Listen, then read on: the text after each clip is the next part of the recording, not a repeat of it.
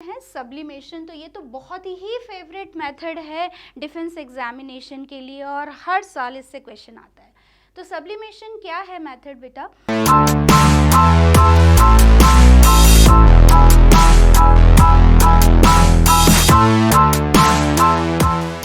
Hello students, हमारे आसपास बहुत सारे सब्सटेंसेस होते हैं और उनमें से कुछ सब्सटेंसेस होते हैं प्योर सब्सटेंस और कुछ प्योर सब्सटेंसेस होते हैं इम्प्योर सब्सटेंस।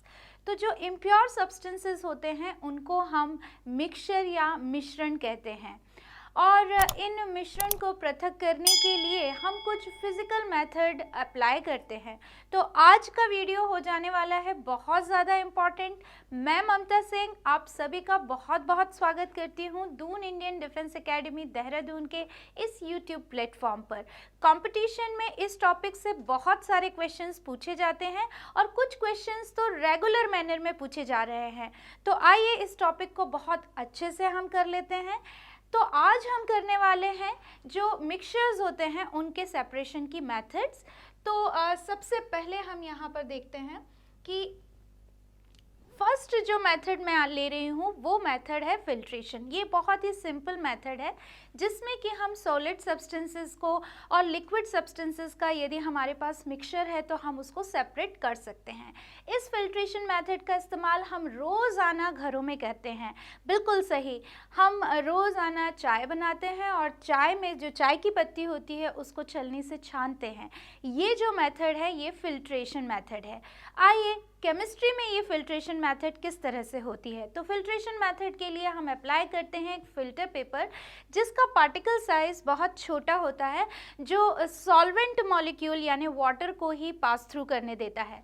तो ये पूरा के पूरा ये जो मेथड आपको दिखाया गया है ये फिल्ट्रेशन मेथड है।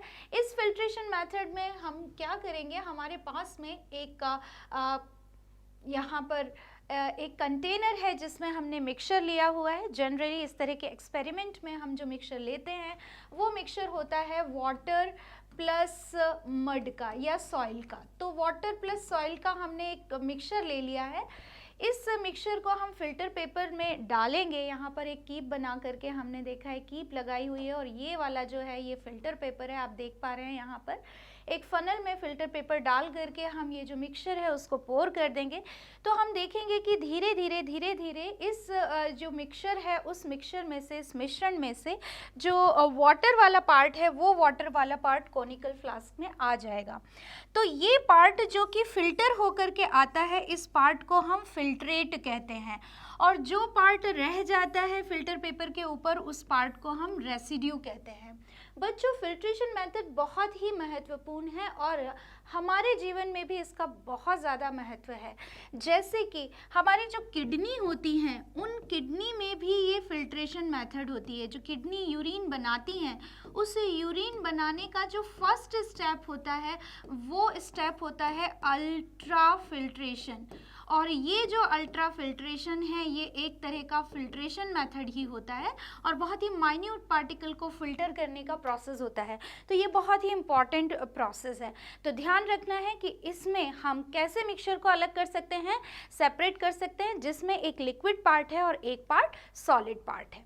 अच्छा, आगे बढ़ते हैं, दूसरा मेथड देखते हैं। ये मेथड है पेपर क्रोमेटोग्राफी। तो पेपर क्रोमेटोग्राफी जो मेथड है, जैसे कि आपको वर्ड से समझ में आ रहा है, ये जो वर्ड है पेपर क्रोमेटोग्राफी, तो सबसे पहले तो हम समझेंगे कि ये क्रोमेटोग्राफी क्या होता है। तो बच्चों, क्रोमेटोग्राफी वर्ड जो बना है ये दो वर्ड से मिलकर के बना होता है।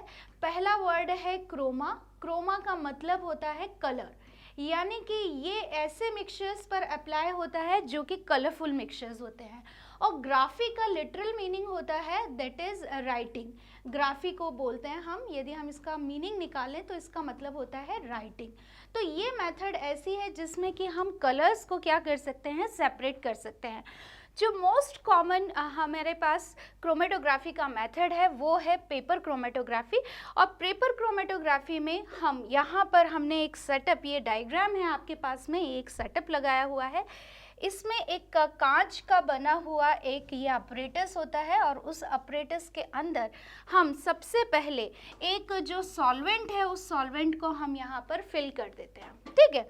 अच्छा, जब ये जो सॉल्वेंट है हमारा, ये सॉल्वेंट हमारा एक फेज़ की तरह काम करता है। इस फेज़ को हम मोबाइल फेज़ कहते हैं। तो बेसिकली ये जो क्रोमेटोग्राफी मेथड है वो क्रोमेटोग्राफी मेथड में दो फेज़ होती हैं। एक फेज़ होती है मोबाइल फेज़ और दूसरी फेज़ होती है स्टेशनरी फेज़। क्योंकि हम पेपर क्रोमेटोग्राफी की बात कर रहे हैं तो यहाँ पर जो स्टेशनरी फेज़ होती है वो फेज़ होती है पेपर। तो हमारे पास दो फेज़ यहाँ पर प्रेजेंट है। एक फेज़ है जो मोबाइल फेज़ है और दूसरी फेज़ जो है वो स्टेशनरी फेज़ है। अब हम क्या करेंगे, सबसे पहले हम सॉल्वेंट को इस अपरेटस में फिल कर देंगे और हम एक पेपर लेंगे और उस पेपर पर हम पर्टिकुलर जगह पर एक स्पॉट बना देंगे यहाँ पर, जो हमारा सैंपल होगा। और ये सैंपल सपोज हमारा इंक है और इंक जो होता है बेटा ये एक मिक्सचर होता है डिफरेंट पिगमेंट्स का। It is the mixture of pigments, ठीक है। तो अब हमने क्या ले लिया, हमने एक सैंपल ले लिया, एक मिक्सचर ऑफ हमने पिगमेंट्स ले लिया। तो ये पिगमेंट्स जो हैं वो आपको अपने आसपास भी दिखाई देते हैं। जैसे जितने भी फल होते हैं उनमें जो कलर होते हैं वो पिगमेंट्स की वजह से होते हैं। जितने भी कलर डाई के लिए हम कपड़ों के लिए हम इस्तेमाल करते हैं वो भी बच्चों जो हैं वो पिगमेंट्स होते हैं। इसके अलावा जो डिफरेंट फ्लावर्स हम अपने आसपास देखते हैं वो भी क्या होते हैं, वो भी पिगमेंट्स होते हैं। तो पिगमेंट्स की वजह से हमारी दुनिया इतनी सुंदर है, इतनी रंगीली है। तो इस रंगीली दुनिया में जो पिगमेंट्स हैं उन पिगमेंट्स को हम अलग कर सकते हैं और उसका ही एक छोटा सा एग्जाम्पल है, वो है पेपर क्रोमेटोग्राफी। तो आइए वापस से चलते हैं पेपर क्रोमेटोग्राफी पे। तो हमने क्या किया कि इस फिल्टर पेपर को डिप कर दिया हमने कहाँ पर, इस सॉल्वेंट के अंदर, इस एपरेटस के अंदर, ऐसे पूरा सेटअप लगा करके। यहाँ पर हमने क्या किया, इंक का एक स्पॉट लगा दिया। तो हमारे पास दो फेज़ यहाँ पर सेटअप में लग गई हैं। एक मोबाइल फेज़ है जो कि जनरली क्या लिया हमने, चलो वाटर ले लिया, यहाँ पर हमने वाटर ले लिया और यहाँ पर हमने स्टेशनरी फेज़ ले लिया फिल्टर पेपर, ठीक है। अब क्या होगा कि जैसे ही हमने इंक का स्पॉट लगा करके इसको डुबोया है तो आप यहाँ पर नोटिस करेंगे कि ये जो वाटर का लेवल है, ये जो मैंने इंक का स्पॉट लगाया है वो वाटर लेवल से ऊपर लगाया है, ठीक है। तो यहाँ पर क्या होगा, इस फिल्टर पेपर पर वाटर मॉलिक्यूल का एक कैपिलरी एक्शन होगा और वाटर मॉलिक्यूल कैपिलरी एक्शन से ऊपर चढ़ने की कोशिश करेंगे। यहाँ पर कौन सा एक्शन होगा, यहाँ पर कैपिलरी मूवमेंट होगा, ठीक है। और कैपिलरी मूवमेंट क्या होता है, जो छोटी छोटी जो कैनाल्स होती हैं, छोटी छोटी माइक्रोस्कोपिक नलियाँ होती हैं, उन नलियों में पानी के ऊपर चढ़ने की जो विधि है उसको हम कैपिलरी मूवमेंट कहते हैं। तो जब वाटर यहाँ पर फिल्टर पेपर पर कैपिलरी मूवमेंट से चढ़ेगा तो वो इस स्पॉट से ये सैंपल से भी गुजरेगा। और क्योंकि ये सैंपल जो है वो मिक्सचर है डिफरेंट पिगमेंट्स का, तो ये अपने साथ उन पिगमेंट्स को क्या करता जाएगा, घोलता जाएगा। और ये जो फिल्टर पेपर है वो स्टेशनरी फेज की तरह काम कर रहा है। ये जो पिगमेंट्स हैं उन पिगमेंट्स का इस पेपर पर जो एड्जॉर्प्शन होगा वो अलग अलग रेट से होगा। तो एक तो ये पिगमेंट वाटर के अंदर इनकी सॉल्युबिलिटी में डिफरेंस है और दूसरा जब ये फिल्टर पेपर से चिपकेंगे तो वो रेट ऑफ एड्जॉर्प्शन है वो भी अलग अलग है। तो सारे के सारे पिगमेंट अलग अलग रेट से इस फिल्टर पेपर पर क्या होंगे, एड्जॉर्ब हो जाएंगे और हम अलग अलग पिगमेंट्स को यहाँ पर सेपरेट कर सकते हैं। तो आप इस डायग्राम में देख पा रहे हैं कि कुछ ब्लू पिगमेंट्स हैं, कुछ पर्पल पिगमेंट है, रेड पिगमेंट है, ग्रीन पिगमेंट है, येलो पिगमेंट है। ये अलग अलग क्यों हमें यहाँ पर दिखाई दे रहे हैं, क्योंकि इनका जो एड्जॉर्प्शन रेट है वो अलग अलग है। तो ये एक सिंपलेस्ट तरीका है क्रोमेटोग्राफी का। इसके अलावा भी क्रोमेटोग्राफी होती है, जैसे कि कॉलम क्रोमेटोग्राफी होती है, लेकिन ज़्यादातर जो एग्ज़ाम में पूछा जाता है वो पेपर क्रोमेटोग्राफी से पूछा जाता है। तो आइए बढ़ते हैं दूसरी मेथड की तरफ। अनदर जो मेथड है वो मेथड है सेंट्रीफ्यूगेशन मेथड। तो बच्चों ये भी बहुत ही स्पेसिफिक मेथड है जो कि बहुत ही स्पेसिफिक सैंपल के लिए इस्तेमाल की जाती है। ज़्यादातर ऐसे सैंपल्स जिनमें कि जो पार्टिकल हैं, कुछ पार्टिकल हैवियर पार्टिकल हैं और कुछ पार्टिकल लाइटर पार्टिकल हैं, उनमें हम सेंट्रीफ्यूगेशन मेथड का इस्तेमाल करते हैं। तो आपको मैं 2 एग्जाम्पल देती हूँ। जैसे कि हम जो दही होता है उसमें से मक्खन निकालते हैं, तो वो जो मेथड है वो सेंट्रीफ्यूगेशन मेथड होती है। तो आप देखेंगे कि जो मक्खन के पार्टिकल हैं वो हल्के पार्टिकल हैं।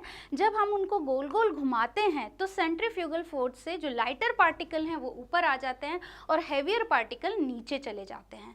इस मेथड को सेंट्रीफ्यूगेशन मेथड कहते हैं। तो देखिए, ये जो सेंट्रीफ्यूगेशन मेथड है इसमें हमारे पास एक मशीन होती है। ये कोई भी सेंट्रीफ्यूगल मशीन हो सकती है। ये मशीन डेयरी में भी प्रेजेंट होती है, क्योंकि जो दूध होता है उसमें फैट कंटेंट को मतलब कितना फ़ैट है उसके अंदर, इसको जानने के लिए हम सेंट्रीफ्यूगेशन मेथड का इस्तेमाल करते हैं। और एक मशीन होती है जिसमें हम अलग अलग सैंपल को टेस्ट ट्यूब में रख देते हैं और फिर हम अप्लाई करते हैं सेंट्रीफ्यूगल फोर्स। तो बच्चों, आपको पता है कि जब भी हम सेंट्रीफ्यूगल फोर्स लगाते हैं तो पार्टिकल्स क्या हो जाते हैं, हेवियर पार्टिकल और लाइटर पार्टिकल अलग अलग हो जाते हैं। तो लाइटर पार्टिकल ऊपर चले जाते हैं और हेवियर पार्टिकल्स क्या रह जाते हैं, नीचे रह जाते हैं। तो देखिए, यहाँ पर हमारे पास एक सॉल्यूशन है। इस सॉल्यूशन में कुछ हेवियर लाइटर पार्टिकल हैं, तो इन पार्टिकल को मैं बोल देती हूँ कि ये लाइटर पार्टिकल हैं। और ये जो ब्लू कलर से बनाए हुए हैं, इन पार्टिकल को मैं बोल देती हूँ कि ये हेवियर पार्टिकल हैं। अब जब हम सेंट्रीफ्यूगल फोर्स अप्लाई करेंगे तो हेवियर पार्टिकल्स जो होंगे वो प्रेसिपिटेट हो जाएंगे, नीचे की तरफ बैठ जाएंगे, और जो लाइटर पार्टिकल हैं वो सुपरनेटेंट की तरह ऊपर आ जाएंगे। इसका मतलब है हेवियर और लाइटर पार्टिकल अलग अलग हो जाएंगे। तो इस मेथड से हम दोनों पार्टिकल को क्या कर सकते हैं, सेपरेट कर सकते हैं। अब जानने वाली बात यह है कि इस मेथड का इस्तेमाल कहाँ पर होता है। तो देखिए, बहुत ही, यदि आप अपने आसपास ही नज़र दौड़ाएंगे तो इसके बहुत सारे एग्जाम्पल्स आपको मिल जाएंगे। जैसे एक एग्जाम्पल है कि कर्ड में से हम निकालते हैं बटर, तो कर्ड में से बटर निकालने के लिए इसका इस्तेमाल किया जाता है। मिल्क में से क्रीम को निकालने के लिए इसका इस्तेमाल किया जाता है, जो व्हिप्ड क्रीम हम इस्तेमाल करते हैं केक वगैरह में आइसिंग के लिए। तो वो क्रीम भी ऑब्टेन की जाती है मिल्क से। अच्छा, जो मलाई जमती है हमारे घरों में, वो भी इसका एग्जाम्पल है कि लाइटर पार्टिकल क्या हो जाते हैं, ऊपर आ जाते हैं और हेवियर पार्टिकल नीचे रह जाते हैं। इसके अलावा इसका इस्तेमाल होता है दो बहुत ही इम्पॉर्टेंट जगहों पर। एक तो ब्लड टेस्ट में और दूसरा होता है यूरिन टेस्ट में। तो ब्लड और यूरिन भी क्या होते हैं बच्चों, एक तरह का मिक्सचर है और उसमें भी बहुत सारे पार्टिकल्स क्या हैं, बहुत सारे ऑर्गेनिक इनऑर्गेनिक सब्सटेंसेस घुले हुए रहते हैं। तो उनको हम सेपरेट करना है यदि, तो हम सेंट्रीफ्यूगेशन मेथड का अप्लाई कर सकते हैं। इसके अलावा इसका इस्तेमाल होता है वॉशिंग मशीन में। वॉशिंग मशीन में आप देखते हैं कि एक ड्रायर होता है और ये जो ड्रायर होता है यहाँ पर भी सेंट्रीफ्यूगेशन मेथड का इस्तेमाल होता है। जो वाटर के पार्टिकल होते हैं, जब वो गोल गोल घूमता है ड्रायर, तो वाटर के पार्टिकल अलग हट जाते हैं, जिससे, और जो कपड़े हैं वो हेवियर हैं तो वो वहीं रहते हैं, यानी कि हम कपड़ों को सुखा सकते हैं। कौन सी मेथड से, वॉशिंग मशीन के ड्रायर में, सेंट्रीफ्यूगेशन मेथड से। तो ये भी सेपरेशन ऑफ मटेरियल की एक बहुत ही महत्वपूर्ण मेथड है। आइए बढ़ते हैं आगे, अनदर मेथड की बात करते हैं। ये मेथड है क्रिस्टलाइजेशन। तो ये जो क्रिस्टलाइजेशन मेथड है, क्रिस्टल्स आप जानते हैं, तो हम घरों में इस्तेमाल करते हैं शुगर के क्रिस्टल। वो शुगर जो होती है क्रिस्टल के फॉर्म में होती है। तो ये जो मेथड है, क्रिस्टल के फॉर्म में हम सब्सटेंस को, प्योर सब्सटेंस को ऑब्टेन कर सकते हैं। अच्छा, बेसिकली ये जो मेथड है वो अप्लाई होती है सॉलिड, यदि हमारे पास कोई सॉलिड सैंपल है, यानी कोई ऐसा सैंपल है जो कि इम्प्योर सैंपल है, उसको यदि हमें प्योर सैंपल में कन्वर्ट करना है, यानी उसमें कोई इम्प्यूरिटीज़ मिली हुई हैं, उन इम्प्यूरिटीज़ को दूर करना है और हमें प्योर सॉलिड ऑब्टेन करना है, तो हम क्रिस्टलाइजेशन मेथड का इस्तेमाल कर सकते हैं। तो जैसे मैंने आपको कहा कि यहाँ पर दो एग्जाम्पल हमारे घरेलू एग्जाम्पल होते हैं। एक एग्जाम्पल है शुगर क्रिस्टल ऑब्टेन करना और दूसरा सॉल्ट के क्रिस्टल ऑब्टेन करना। ये दोनों ही एग्जाम्पल बहुत महत्वपूर्ण हैं जहाँ पर क्रिस्टलाइजेशन मेथड का इस्तेमाल किया जाता है। अब यहाँ पर हम क्या करेंगे कि हमारे पास जो इम्प्योर सॉलिड है उसको हम एक सुटेबल सॉल्वेंट में घोल लेंगे और घोल करके हम उसको क्या बना लेंगे, हम उसका एक सॉल्यूशन बना लेंगे, यानी कि यहाँ पर हम उसको घोल लेंगे एक सॉल्वेंट के अंदर। अब धीरे धीरे जो ये जो सॉल्यूशन है इसको हम करेंगे गरम, और जब सॉल्यूशन को गरम करेंगे तो आप जानते हैं कि जो सॉलिड है उसकी लिक्विड में जो सॉल्युबिलिटी है वो टेम्परेचर बढ़ाने पर बढ़ जाती है, ठीक है। यानी कि हम कोई भी सॉलिड लिक्विड में घोल रहे हैं और यदि हम टेम्परेचर इंक्रीज करेंगे तो ज़्यादा सॉलिड हम उसमें घोल पाएंगे। अब हम यहाँ पर क्या करेंगे, धीरे धीरे टेम्परेचर बढ़ा करके सॉलिड को थोड़ा थोड़ा डालते जाएंगे जिससे कि वो और ज़्यादा इसमें घुले। और अब हम एक सैचुरेटेड सॉल्यूशन यहाँ पर ले लेंगे, ठीक है। सैचुरेटेड सॉल्यूशन क्या होता है, जिसमें कि और ज़्यादा सॉल्यूट नहीं घुल रहा है, ऐसा सॉल्यूशन। अब जब हमने गर्म किया तो सॉल्युबिलिटी बढ़ गई, धीरे धीरे जब हम इसको ठंडा करेंगे तो क्या होगा कि जो एक्स्ट्रा इसमें सॉलिड डिसॉल्व हुआ था वो एक्स्ट्रा सॉलिड प्योर फॉर्म में, क्रिस्टल के फॉर्म में यहाँ पर क्या हो जाएगा, अलग हो जाएगा। तो जब इस गर्म किए हुए सुपर सैचुरेटेड सॉल्यूशन को हम ठंडा करेंगे तो ठंडा करने के बाद वो क्या आ जाएगा, जो प्योर सब्सटेंस है वो क्रिस्टलाइज हो जाएगा सॉलिड के फॉर्म में, और हमें यहाँ पर इम्प्योरिटीज़ जो हैं वो रह जाएंगी और जो प्योर सब्सटेंस है वो क्रिस्टल के फॉर्म में हमें मिल जाएगा। तो इस मेथड का, जैसे कि मैंने बताया, शुगर फॉर्मेशन में, सॉल्ट फॉर्मेशन में इसका इस्तेमाल किया जाता है। इसके अलावा जितने भी सॉलिड हैं, सपोज आपके पास एक कॉपर सल्फेट का सॉल्यूशन है जिसमें कि इम्प्योरिटीज़ मिली हुई हैं, तो इसको सॉलिड फॉर्म में ऑब्टेन करने के लिए हम क्रिस्टलाइजेशन मेथड का इस्तेमाल कर सकते हैं। आइए बढ़ते हैं आगे अनदर मेथड पर। ये मेथड है डिस्टिलेशन। तो बच्चों, जैसे हमने कहा कि हर मेथड का एक ऑब्जेक्टिव है, जैसे फिल्ट्रेशन में हम लिक्विड और सॉलिड को सेपरेट कर सकते हैं, यदि हमने वहाँ पर क्रोमेटोग्राफी मेथड यूज़ किया है यानी कि पिगमेंट्स को हम सेपरेट कर सकते हैं, क्रिस्टलाइजेशन में हम इम्प्योर सॉलिड से प्योर सॉलिड बना सकते हैं, उसी तरह से डिस्टिलेशन मेथड का भी अपना एक विशेष जो ऑब्जेक्टिव होता है। ये ऑब्जेक्टिव क्या होता है, यदि हमारे पास दो लिक्विड्स हैं विच आर मिजिबल, इसका मतलब है वो लिक्विड आपस में क्या है, घुले हुए हैं, ठीक है। ऐसे घुले हुए लिक्विड्स को सेपरेट करने के लिए हम डिस्टिलेशन मेथड का इस्तेमाल कर सकते हैं। तो डिस्टिलेशन मेथड क्या होती है, हमने एक पूरा सेटअप लगाया होता है यहाँ पर। इस सेटअप में हमने एक बीकर ले लिया और ये जो फ्लास्क है, फ्लास्क ले लिया, डिस्टिलेटिंग फ्लास्क लिया, जिसके अंदर की हमने जो है वो सैंपल रख दिया, ठीक है। अब इस फ्लास्क को हमने कॉर्क लगा दिया ताकि यहाँ पर बाहर जो वेपर्स हैं वो बाहर न जाएं लिक्विड की, और यहाँ पर हमने एक थर्मामीटर लगा दिया जिससे कि हमारा जो टेम्परेचर है वो क्या रहेगा, रेगुलेट रहेगा। और ये जो वेपर्स आ रही हैं उन वेपर्स को इकट्ठा करने के लिए हम एक ट्यूब यहाँ पर जोड़ देंगे, ग्लास की बनी हुई ट्यूब को हम जोड़ देंगे, और ये ट्यूब जो है उससे एक ट्यूब और कनेक्ट करेंगे जो हमारे पास जो सैंपल हम कलेक्ट करेंगे वहाँ उस फ्लास्क पे जाएगी। तो ये पूरा सेटअप हम लगा लेंगे।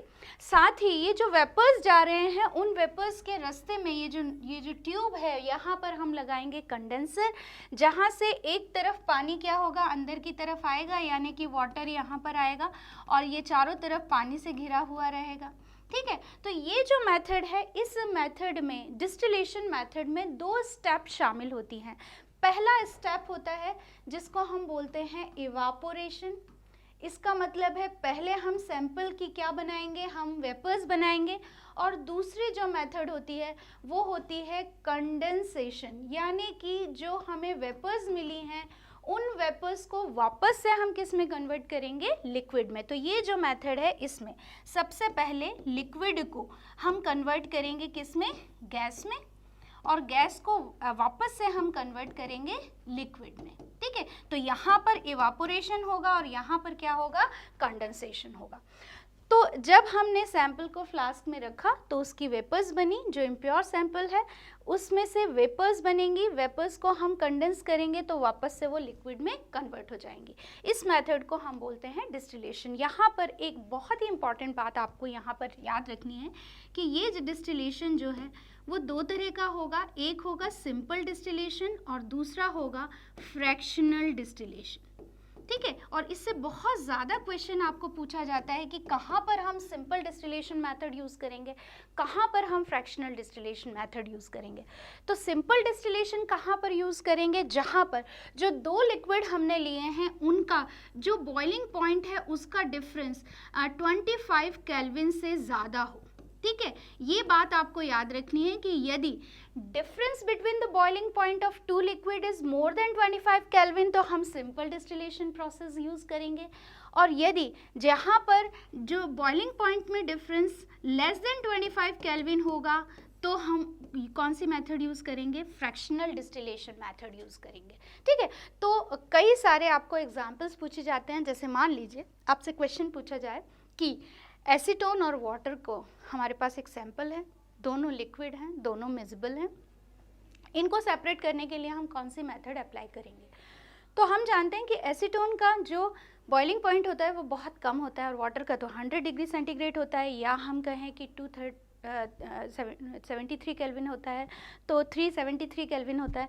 तो यहाँ पर क्योंकि डिफरेंस 25 से ज़्यादा आ रहा है तो हम क्या करेंगे, सिंपल डिस्टिलेशन मेथड का इस्तेमाल करेंगे। लेकिन ऐसे टू लिक्विड्स जहाँ पर कि जो डिफरेंस है वो 25 से कम है तो हम फ्रैक्शनल डिस्टिलेशन का यूज़ करेंगे।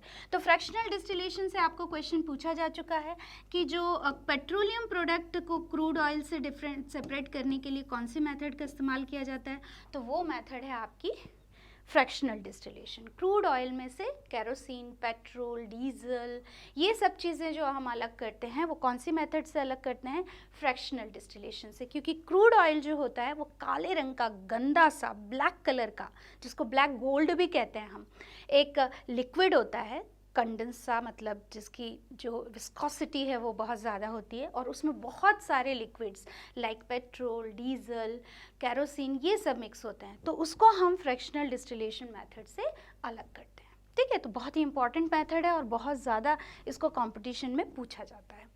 आइए अनदर मेथड देखते हैं, सब्लिमेशन। तो ये तो बहुत ही फेवरेट मेथड है डिफेंस एग्जामिनेशन के लिए और हर साल इससे क्वेश्चन आता है। तो सब्लिमेशन क्या है मेथड बेटा? सब्लिमेशन ऐसी मेथड है जिसमें कि हम दो सॉलिड, यदि हमारे पास कोई टू सॉलिड एक सैंपल है जिसमें दो या दो से ज़्यादा सॉलिड घुले हुए हैं, मिक्स हैं, और उसमें से एक सॉलिड जो होगा वो सब्लिमाइन होना चाहिए, ठीक है, यानी कि उसकी टेंडेंसी होनी चाहिए कि वो सब्लिमाइन हो जाए, और दूसरा सब्सटेंस क्या होना चाहिए, नॉन सब्लिमाइन होना चाहिए। इसका मतलब है कि एक जो सब्सटेंस है वो सब्लिमाइन होना चाहिए और दूसरा नॉन सब्लिमाइन होना चाहिए। अब आप ये बताइए मुझे कि सब्लिमेशन क्या होता है। तो कई बच्चों को समझ में आ गया होगा कि ये मेथड हमने जो ट्रांसफ़र ऑफ स्टेट है उसमें भी पढ़ी हुई है, सब्लिमेशन, कि जब सॉलिड डायरेक्टली किस में कन्वर्ट हो जाता है, डायरेक्टली गैस में कन्वर्ट हो जाता है, तो उस प्रोसेस को हम क्या कहते हैं, sublimation. I am repeating, generally solid से लिक्विड और लिक्विड से क्या बनते हैं, गैस बनते हैं। लेकिन मान लीजिए कोई ऐसा चेंज हो रहा है स्टेट का जहाँ पर के सॉलिड से डायरेक्टली क्या बन रही हैं, गैस बन रही हैं, लिक्विड ना बन के सीधे क्या बन रही हैं, गैस बन रही हैं, तो उस पर्टिकुलर चेंज को हम क्या कहते हैं, सब्लिमेशन। तो ऐसे बहुत सारे सॉलिड होते हैं जो डायरेक्टली सॉलिड से किस में कन्वर्ट हो जाते हैं, गैस में कन्वर्ट हो जाते हैं। तो इस मेथड का हम इस्तेमाल करेंगे ऐसे सब्सटेंसेस के लिए बेसिकली जो क्या होते हैं, सब्लिमाइन होते हैं।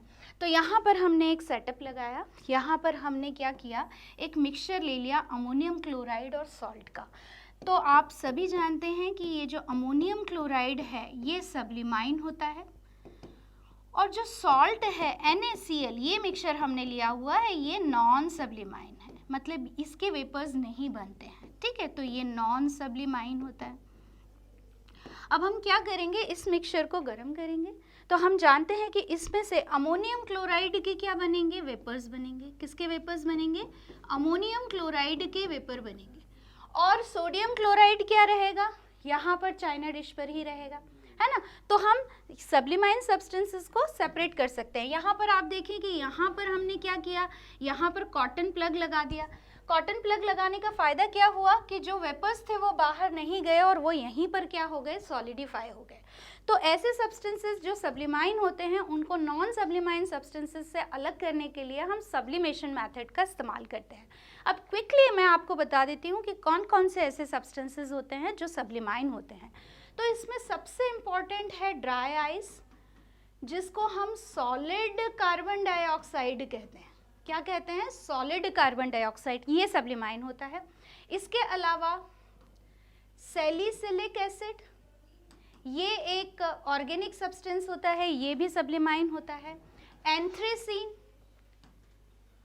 ये भी एक जो है वो ऑर्गेनिक केमिकल है। इसके अलावा जो घरों में हम इस्तेमाल करते हैं जिसे हम बोलते हैं नेफ्थलीन, जो नेफ्थलीन बॉल्स होती हैं वो भी क्या होता है, वो भी सब्लिमाइन होता है। और इसके अलावा कपूर, हम सभी घरों में इस्तेमाल करते हैं कपूर, ये भी क्या होता है, सब्लिमाइन होता है। इसके अलावा HgCl2 मर्क्यूरस क्लोराइड, ये भी क्या होता है, सब्लिमाइन होता है। तो ये सारे एग्जाम्पल्स आपको लर्न करने हैं। इन एग्जाम्पल से आपको क्या बन सकते हैं, क्वेश्चन बन सकते हैं। ज़्यादातर क्वेश्चन पूछा जाता है कपूर से या अमोनियम क्लोराइड से या ड्राई आइस से। तो ये बहुत फ्रिक्वेंटली आस्क्ड टॉपिक है, इसको आपको मिस नहीं करना है, एग्जाम्पल अच्छे से आपको लर्न कर लेना है। आगे बढ़ते हैं अनदर मेथड पर। ये मेथड है हमारा सेपरेटिंग फनल। तो बच्चों, जहाँ पर हमने देखा कि दो इमिजिबल लिक्विड हैं तो हमने डिस्टिलेशन मेथड का इस्तेमाल किया। अब मान लीजिए हमारे पास दो ऐसे लिक्विड हैं जो कि एक दूसरे में घुले हुए नहीं हैं, इस तरह के लिक्विड्स जो कि घुले हुए नहीं हैं, ठीक है, यहाँ पर मैं लिख देती हूँ, जो घुले हुए नहीं हैं। कैसे लिक्विड्स, लिक्विड्स जो घुले हुए नहीं हैं इनको हम बोलते हैं इमिजिबल लिक्विड, ठीक है। तो यदि हमारे पास एक ऐसा सैंपल है जिसमें दो इमिजिबल लिक्विड्स हैं तो उनको सेपरेट करने के लिए हम सेपरेटिंग फनल का इस्तेमाल करते हैं। तो देखिए यहाँ पर एक सेपरेटिंग फनल क्या है, ये सेटअप जो है ये एक ग्लास की बनी हुई ट्यूब होती है जिसमें दोनों सिरे पर ये ओपन होती है। यहाँ पर भी ये माउथ होता है इसका और यहाँ पर भी इसका क्या है, आउटलेट है। तो हम क्या करेंगे, यहाँ पर स्टॉप कॉक लगा हुआ है, यहाँ पर हमने कलेक्ट करने के लिए जो है वो बीकर रखा हुआ है। अब हम क्या करेंगे कि सैंपल को यहाँ पर डाल देंगे। मान लीजिए हमारे पास सैंपल क्या है, हमारे पास सैंपल है केरोसिन ऑयल प्लस वाटर। तो आप जानते हैं कि जो ऑयल है उसकी डेंसिटी कम होती है और वाटर की डेंसिटी ज़्यादा होती है। तो जो ऑयल है वो वाटर के ऊपर तैरता है, ठीक है। ये आपने देखा है, ये आप एक्सपेरिमेंट कर भी सकते हैं कि यदि आप पानी में थोड़ा सा तेल डालेंगे तो वो तेल क्या होगा, लेयर बना लेगा, ऊपर तैरने लगेगा। उसका कारण ये है कि जो केरोसिन ऑयल है या ऑयल है उसकी डेंसिटी वाटर से कम होती है, तो वो वाटर पर फ्लोट करेगा। तो यहाँ पर हमारे पास दो लेयर में बन गई, एक लेयर बन गई केरोसिन ऑयल की और दूसरी लेयर बन गई वाटर की।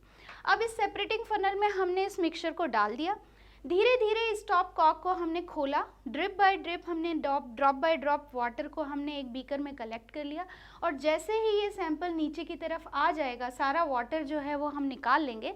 तो हम इस टॉप कॉक को क्या करेंगे, बंद कर देंगे और फिर दूसरे बीकर में हम ऑयल को कलेक्ट कर लेंगे। तो ये मेथड जो है वो ऑयल प्लस वाटर का कोई भी मिक्सचर है उसको सेपरेट करने में इस्तेमाल होती है। अच्छा, इस मेथड का एक और प्रैक्टिकल एप्लीकेशन है, वो है आयरन मेटलर्जी में। तो ये आप नोट कर लेंगे, आयरन मेटलर्जी में जो इम्प्योर है, मतलब इसमें हम जो कंसंट्रेशन करते हैं उसमें हम कुछ स्लैग मिलाते हैं। तो ये जो स्लैग होता है, फ्लक्स मिला करके हम स्लैग बनाते हैं और ये जो स्लैग होता है वो क्या होता है, वो ऑयल की तरह जो है वो फ्लोट करता है। तो इसको हम सेपरेट कर लेते हैं। और जो हैवी मेटल होता है, ठीक है, जो हैवी मेटल है, आयरन तो वैसे भी मेटल जो है वो हैवी होता है, तो हैवी मेटल क्या होता है, नीचे रह जाता है। तो जब हम इसमें ऐसे करके इसको मिक्स करते हैं इम्प्योरिटीज़ के साथ में, तो क्या होता है, स्लैग जो है वो बाहर की तरफ आ जाता है, ऊपर की तरफ आ जाता है और जो हैवी मेटल है नीचे रह जाता है। इसको हम सेपरेटिंग फनल में डाल देते हैं, स्लैग जो है ऊपर रह जाएगा और हैवी मेटल को हम कलेक्ट कर लेंगे। ठीक है। तो ये कुछ मेथड ऑफ सेपरेशन थी जो कंपटीशन के पॉइंट ऑफ व्यू से बहुत ज़्यादा इंपॉर्टेंट है। तो इन्हें आप रिवाइज कीजिए। इनसे रिलेटेड कोई भी क्वेश्चंस है तो आप कमेंट बॉक्स में जा कर के कमेंट कर सकते हैं। पढ़ते रहिए, अपने नोट्स खुद बनाइए और जितना रिवीजन कर सकते हैं कीजिए। This is Mamta Singh from Doon Indian defence academy, Dehradun. Good bye.